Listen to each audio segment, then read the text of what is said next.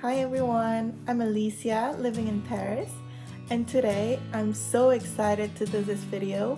Like since October, everyone has been talking about Emily in Paris. Indeed, so many friends from Korea, from the States, they've been texting me, calling me if I know any Gabriel in Paris.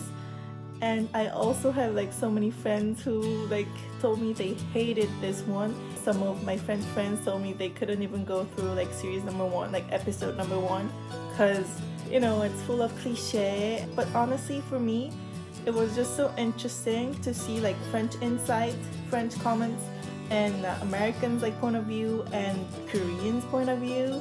Obviously, I'm not French. I can't say that I know 100% about this culture, France, French people, French culture in general. But still, I have majored French language since I was in high school. I did French language and literature at college. I've been living in Paris for 2.5 years now, including my times in Julie, of course. So that's why I thought it would be fun as a Korean living in Paris if I give comments and do this review video, tell you about the reality, how it's just impossible to meet Gabriel or just go knock on someone's door and look for, and let's get started.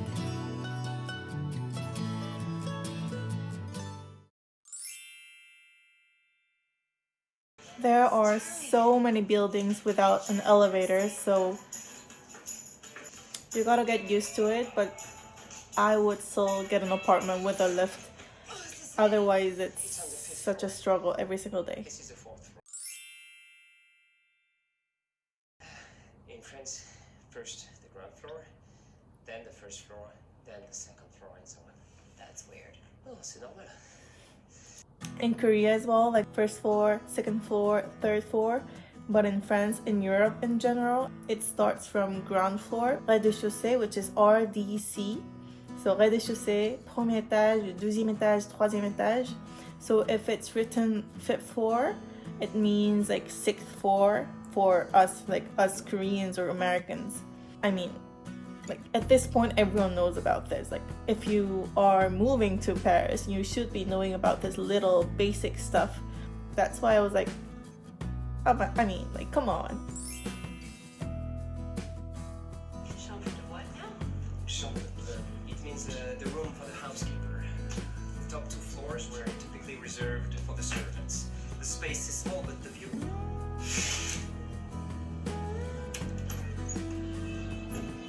Oh my god, I feel like the call came in one already. Got all of Paris at your feet. There is a wonderful cafe just down below. A friend of mine is the manager. Wow. So, ça va, it's good. Wait. Très good, très wonderful. No offense, Americans, but friends from North America, when they, if they don't speak the language, French, they say très good, which is really, I don't know, it's cute and funny. And as you can see here, he said this is Chambre de Bonne, which means housekeeper's house, for bourgeois, back in the days. But believe me, I have been to so many Chambre de Bonne. It's never this size. It's small, and the windows are the views can be good because it's usually on the 6th or 7th floor, so the views are amazing. But I wouldn't say that it's that big. Emily's room is no, it's impossible. Usually we don't live in those big houses unless you live with someone or with your roommates. So there's no way this is called Chambre de Bonne. And en plus, it's in the 5th arrondissement, which is in the center, and it's one of the most expensive areas in Paris. I did the video about my place, my studio, and it's much smaller than Emily's room, but still it's more than 1,000 monthly rent. For this flat, this apartment should be at least 2,000, considering the how big her apartment is with the view, and especially if you want to live in the 5th arrondissement. it's gonna cost a lot. Maybe you want to have a drink tonight? I have a boyfriend In Paris? in Chicago. So you don't have a boyfriend in Paris? I mean, not only in Paris, I would say it happens in Europe in general. Wherever you go, there are people like hitting on you. So I wouldn't say that this is like very French thing, but like this is such a funny scene because like he has said like you have a boyfriend but not in Paris, which you know, even though I just say like no to them, they're like, but you don't have a boyfriend in Paris. So I was like, what? Like, it really depends on like that guy. Like, it really depends on one's like personality, not necessarily a French thing to do. I mean, I won't lie, I have heard like so many French guys who cheated on their girlfriends. So but I can't really generalize. I can't really say that all French guys are not loyal, because there are like some French guys who are really loyal. They're really nice to their girlfriends, like, or their wives. So I can't really say anything. Well, that's very unfortunate Excuse me? that you don't speak French. It's a problem. Well, I'm going to take a class, but je parle un peu français already. Perhaps it's better not to try. I mean, there are so many things to say here. First of all, not all French people speak good English. I mean, of course, I go to business school and I'm with one of the most like smartest kids in France, so they speak very good English. But usually, in general, I wouldn't say that everyone speaks English like that good. But of course, if you work in a big company, of course they have like basic knowledge. They can speak English, they can do meetings in English, but still, I wouldn't say that everyone speaks English very well. But I think it's getting better. Back in the days, in 2012, for example, I visited Paris very often as I was in Lille. Back then, not many people spoke English, I would say. When I went to a restaurant, they didn't really speak English that well, and they were not really friendly to like foreigners, internationals. But now I think it has changed a lot. When you enter a restaurant, of course I speak French, so it doesn't really happen to me a lot, but still, even if you don't speak French, you would be able to order stuff in English, and people will be explaining what this is. I think it's getting better and better, and I sort of agree with her on this point. If you are here in Paris to work, I mean, you're not here for a vacation for like a couple of days. I think one should learn the language at least a little bit. I don't think we don't need to be very fluent, communicate like 100% in French, but still, if you are there to work and if you are trying to integrate yourself into the culture, like French culture, I think it's very important, and I think one should learn the language, at least the basics. So I think Emily was not very prepared. I agree with like French people on this point. For those of you who haven't met me, I'm Emily Cooper, and I'm so excited to be here in Paris. Your name, monsieur? My name is Luke. Yes, Luke. Why are you shouting? Sorry. This is my all-time favorite scene, because I think Americans can get very loud, especially in France. No one's like that loud. I worked in Paris for a year, and not necessarily at the office.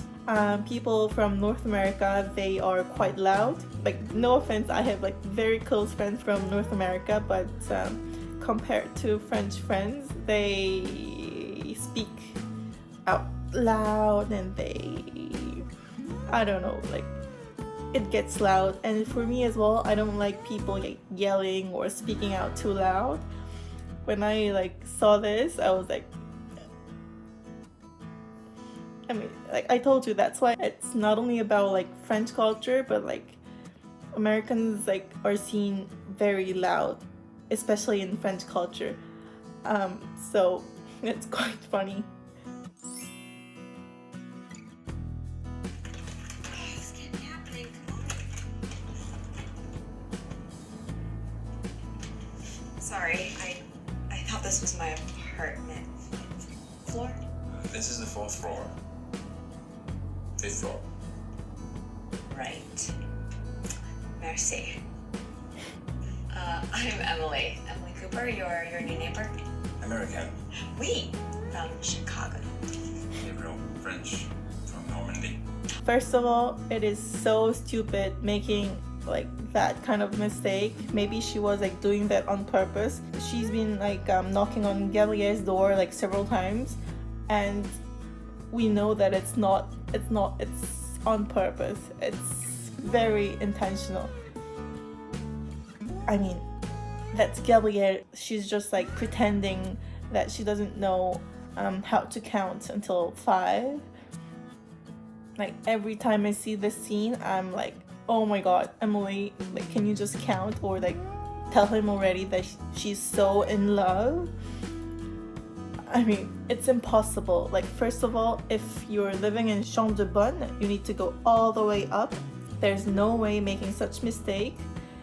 And I mean, like for once it should be fine, but she's been like knocking on his door like several times, which is obviously there must be a reason why, you know. Like I'm pretty sure all the girls would understand the reason why she has been like doing that several times. And second point is that there's no Gabriel. Like so many girls like texted me, like called me, if you have like seen any Gabriel like French guys in Paris. Like of course, like I can't say that there aren't any hot guys, like French people. There are like quite a lot of cute French guys, of course, but not Gabriel. He's like fit. He's personally, I haven't met anyone like Gabriel. Emily is very lucky that she has Gabriel as her neighbor, and where she can just like frapper la porte every single day. But you know, that doesn't really happen in reality. Mademoiselle, bonjour. Une pain au chocolat. Un, pas une. Un pain au chocolat. Merci. Have a bonne journée. Une, pas un. Une bonne journée. It's very true that French people like to correct French phrases or French sentences that are wrong. Personally, I like when people correct me, like even in English when I make mistakes. I don't want to make same mistakes over and over again. So I would prefer like if my native friends like correct me. But some people don't like the fact that French people correct. C'est pas une pain au chocolat, mais un pain au chocolat et une bonne journée. But it's, I don't know, I like it. Maybe because I'm used to it, but you know, it's better to speak correct French than never knowing the right word. So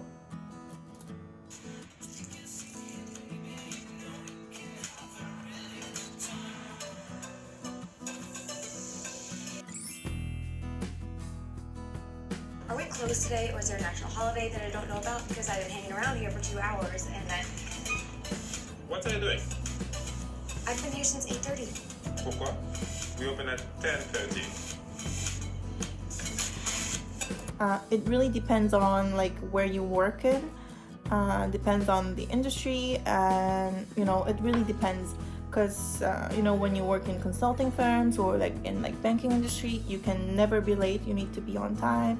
It starts early, but usually people come around 9:30, but like 10 at the latest. Like no one comes around like 11 unless you're the CEO or in those like top levels. I wouldn't say that like French people are very lazy. I didn't like the fact that there were too many pause café, which means like coffee time, like coffee break.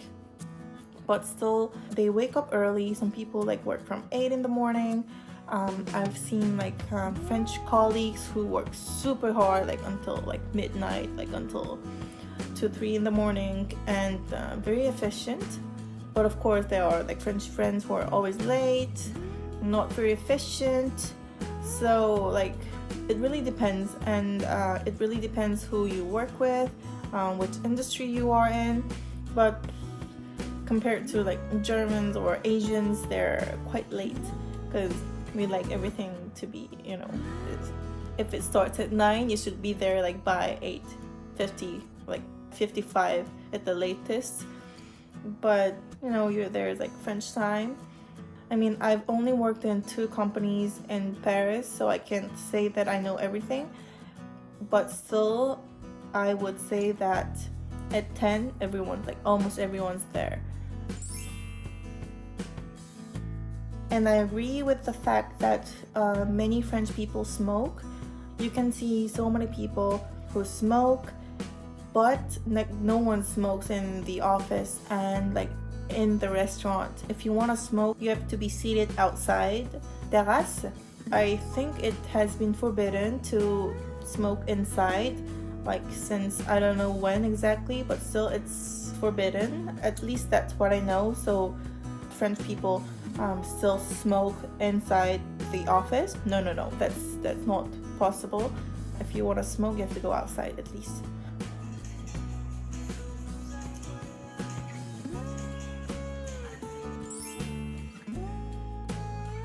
Some of my friends asked me if it's really the case, colleagues drinking a cup of wine. As I told you, I've only worked for a year in France, so I can't really tell.